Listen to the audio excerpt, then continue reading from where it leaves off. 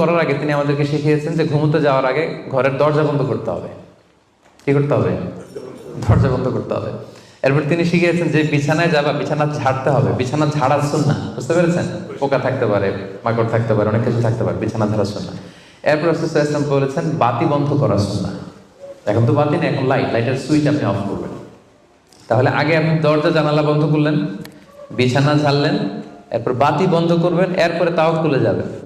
এরপর উনি শুয়ে তাওয়াক্কুল করে কি পড়তেন দেখেন, তিনি পড়তেন আল্লাহুম্মা ইন্নী আসলামতু ওয়াজহি ইলাইক ওয়া ফাওয়াদতু আমরি ইলাইক ওয়া আলজা'তু যহরি ইলাইক রাগবাতান ওয়া রাহবাতান ইলাইক লা মালজা'a ওয়া লা মানজা'a মিন্না ইল্লা ইলাইক আল্লাহুম্মা আমানতু বিকিতাবিকাল্লাযী আনজালতা ওয়া নাবিয়্যিকাল্লাযী আরসালতা।